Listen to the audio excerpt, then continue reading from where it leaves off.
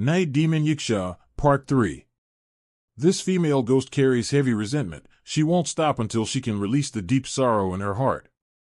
There's one illogical thing I've been puzzling over. No matter if the pond was dredged, the 4 jars containing the talismans were still there. So how did the ghost manage to escape? At that time, I didn't know why, but I followed the instructions of the exorcist without question. Maybe it was because, when standing before him, I felt a powerful trust that he could truly help me. I rushed into Ben's storage shed, grabbed a short shovel, and ran straight to the pond without thinking twice. I did exactly what he told me, measured 3 handspans down from each corner of the pond and dug. Do you know what I found? 4 small jars, each about the size of a fist. Around each jar were 2 crossed threads. I didn't know what they were, but I quickly brought them to the old man. He examined the jars carefully and then turned to Ben and said, "You're lucky someone took pity and sealed the ghost using talismanic magic. Otherwise, you would have already joined your ancestors." "What did you just say?" "A ghost?" "What ghost? Where is it?" Ben asked, looking around in fear. The old man remained calm. "It has been here, on your land, all this time. But it couldn't harm anyone because it was sealed beneath this pond. I don't understand how it managed to escape and cause trouble again." He gestured toward the fish pond. Ben's fear deepened, and I saw his hands shaking uncontrollably. He clutched the exorcist's arm and pleaded, "Please, Master, help me get rid of the ghost. I'll pay you whatever you want." The old man gave him a cold glare and said, "Karma brings consequences. I will catch the ghost, yes, but as for money, I'll only take enough to buy the necessary tools. If you truly want to do good, use that money for charity, help the poor, visit temples, build merit." "Yes, I'll do as you say. What should I do now?" "You've bought everything I asked for, right?" "Yes, not a single item missing." "Good. First, hang a chilin stepping on a bagua over the main beam. It'll help reduce the killing energy. Also, hang a convex bagua mirror over the main door. Then rebuild the back door, shifting it to one side to avoid the direct flow of negative energy. Trim the trees around the house to let sunlight in and increase yang energy. As for your father's grave, I'll choose a good date and suitable burial land to relocate it." "Thank you, Master. I'll get started right away."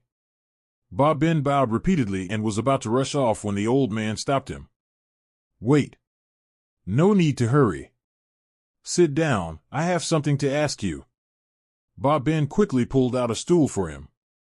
"Please, Master, go ahead. Tell me the truth." "The truth about what, Master?" Ben asked, confused. "The truth about the corpse at the bottom of that pond." At that moment, Ben's face changed dramatically. "See corpse?" "What corpse?" "There's no corpse in my pond." "Fine. If you don't want to tell me, that's your choice. But I can't guarantee your life will be safe after this." The old man stood up as if to leave, but Ben hurriedly stopped him. "Wait, Master. Please, let me explain. Actually..." He hesitated, then let out a long sigh. "Maybe this is the sin my father brought upon us. This happened when I was very young. I only learned about it later from my mother. Back then, our home was just a simple old-style house. One day, my father took a boat to the riverside area to buy rice and met a young woman. She fell for him, and they became intimate. But I heard she was already married. After a while, he left her and returned home. Sometime later, she came looking for him, pregnant, but he refused to acknowledge the child. At the time, he held a high social status. If the scandal came out, it would ruin his reputation, and my mother would never forgive him. The girl cried a lot, then left in the stormy night.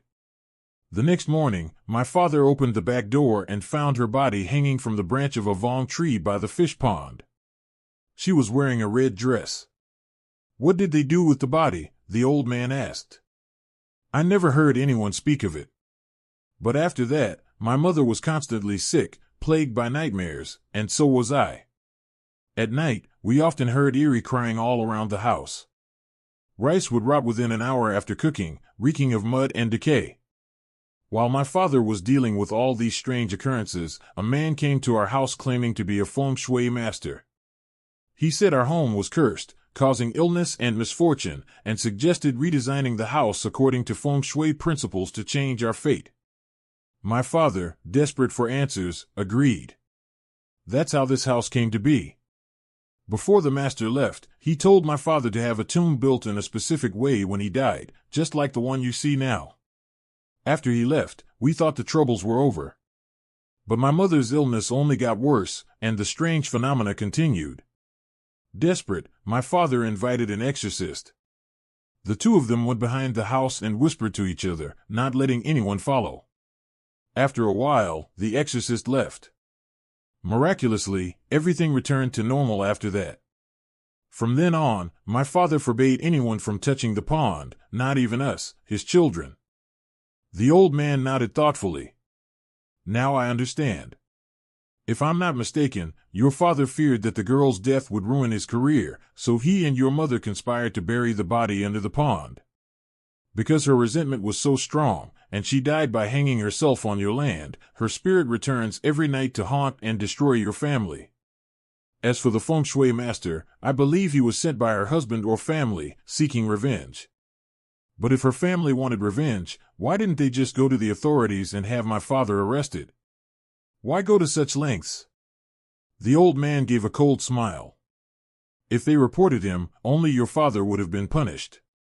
But by hiring a feng shui master, they ensured that your entire bloodline would slowly fall into ruin. That's the true malice behind it. I see. And to think I foolishly followed that master's instructions and buried my father in a cursed position. I've brought this upon myself. Your father must have realized the female ghost was haunting your family. That's why he called in the exorcist to seal her away, saving you all. But one thing still puzzles me. Why did you dredge the pond when your father strictly forbade it? Well, master, it was because of my greed. I heard splashing in the pond every night and figured the fish must have grown huge after all this time. I thought I could sell them for a good price.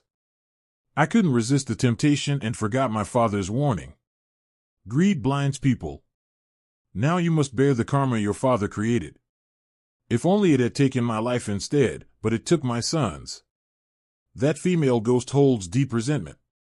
She won't stop until she finds release. But there's still something that doesn't make sense to me. Even if the pond was dredged, the 4 jars were still there. So how did the ghost escape?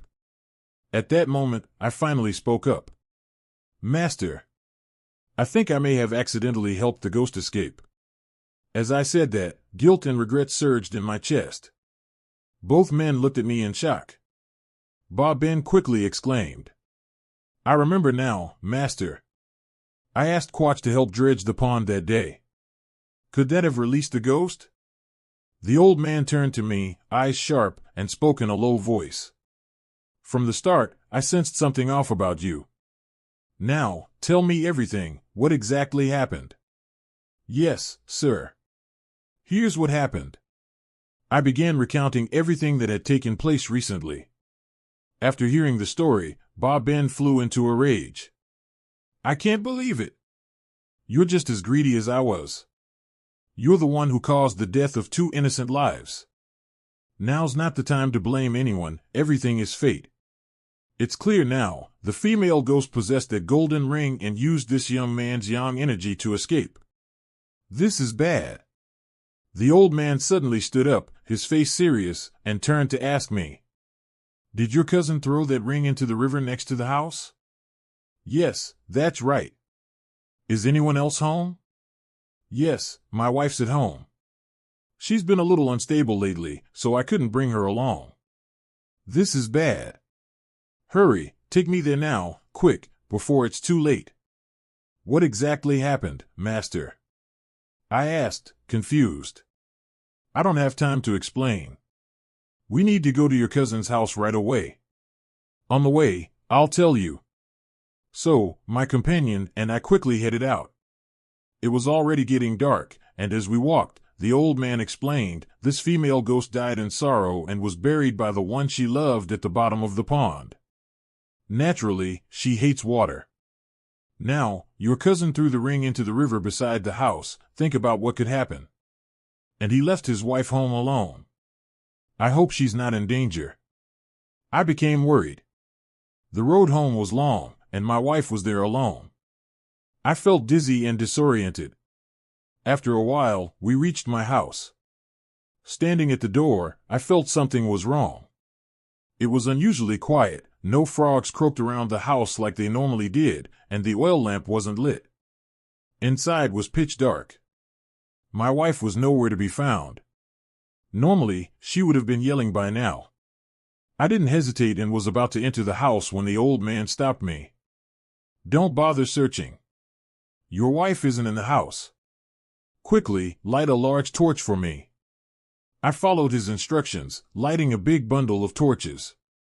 The old man didn't enter the house but went straight to the riverbank where I had thrown the ring. Hurry, light 3 incense sticks for me, prepare some rice, salt, 2 cups of water, 3 cups of liquor, 2 candles, and a meal. Does your cousin have any joss paper at home? Yes, there's some left from the second day of worship. Bring it all here. After gathering everything, the old man set it all up at the riverbank. It looked like a typical ghost ceremony. He took 2 large nails and a roll of red thread from his bag, tied the thread around the nails, then took 7 steps toward the left side of the offering table and drove the nails into the riverbank. He did the same on the right side, creating 2 symmetrical lines of red thread. Once everything was arranged, the old man turned to me. Write your wife's birth date on a large bill, tie it to one end of the red thread, and then throw it into the river. Tie the other end of the red thread to her left middle finger. You must kneel in the center of the river and call out her name sincerely. What's really happening to my wife, master? The old man sighed deeply before answering. Your wife is beyond saving. I can only help find her body. Last time, the female ghost merely took your wife's soul, which left her in a half-conscious state. But this time... He sighed again. At this point, I couldn't hold back my tears. My wife. My poor wife. I've brought this on myself. Enough. Don't cry anymore. This time, I will use a soul-summoning technique to find her body. Her soul is lost and doesn't know the way back. I must find her body before midnight. If not, it will be lost forever. Focus and call her name. I wiped my tears and focused on calling her name, hoping to find her. The old man began chanting, and after a while, he took 2 figurines, dipped them in liquor, and threw them into the river. The red thread water began to boil violently, like it was being heated up. The old man chanted faster. Gradually, my wife's body rose from the riverbed. Her body was bruised, blood pouring from her mouth, her eyes were just white orbs. I was heartbroken and rushed to pull her out of the river. I cried out of sheer pain, but the old man shouted, Hurry, bring her up. As I pulled her out, the ring from the river slowly surfaced as well. Quick as a flash, the old man tied a talisman to the ring with the red thread and yanked it up. He held the ring in his hand, continued chanting, broke 3 incense sticks, placed them in a small jar, and sealed the jar with a talisman from his bag. Then, he tied it all up. It's done. The old man sighed in regret. Is it captured now, master? Ba Ben asked timidly. Yes.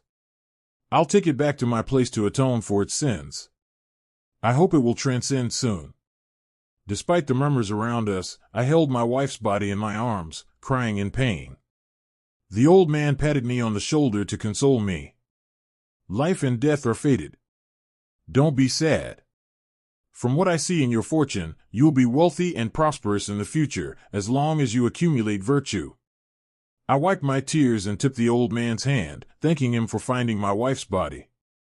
At that moment, I noticed a crescent-shaped scar on his hand. Hearing this, Chutu immediately interrupted. A crescent-shaped scar?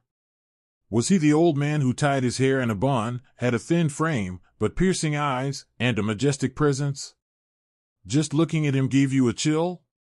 Yes, that's right, Chu-Tu. Master Nam Nan, it must be him. My wife once told me about his appearance. So he's the famous Master Nam. I never knew. All this time, he never mentioned his name. Chu-Tu appeared impressed, took a sip of his drink, and said, Master Nam truly was a hidden immortal, helping people without expecting anything in return. He sighed again and continued, I'm really sorry about your wife, but it's all in the past now. Don't be sad anymore. Yes, Chu-Tu. It's been years, I'm okay now. I poured more drinks, and we continued drinking. Glass after glass, our voices echoed into the night, slowly fading away. The next morning, the sun was high. I woke up with a headache, suddenly remembering I had something important to do today. I rushed to brush my teeth and wash my face. Suddenly, I heard Chu-Tu and Quach calling from outside. How, are you awake? Since my parents weren't home, I went out into the yard. What's going on, Chu-Tu? Are you looking for my dad? He must be up in the village. Hey, we came to find you. We were supposed to meet last night after drinking, remember? I honestly didn't remember what we had planned, since I drank too much the night before. So I asked Chu-Tu for clarification. Chu-Tu, Quach, sorry, I drank a bit too much last night and now I don't remember. Quach chimed in. Thanks to last night's drinking, I now know you're the real deal. I was confused, and Chu-Tu continued. You got so drunk last night that you spilled everything to me and Quach. Turns out, you're a disciple of Master Nam Nan. You've been hiding that from me all this time. I'm mad at you now. I was stammering, unsure how to respond, when Chu-Tu went on. Last night, you said the important thing to handle today was catching the ghost at the bridge in the village, also known as the ghost because it always sits at the bridgehead. You even promised me and Quach we could join in. We've prepared everything you asked for. I've never caught a ghost before, so if you're messing with us, don't ever show your face to me again. Now I realized what I'd said while drunk. I muttered to myself, oh no, I really spoke too much last night. Do you have anything else to say, Chu-Tu? You told me a lot of things. Maybe you were so drunk that you forgot, but let me tell you from the beginning.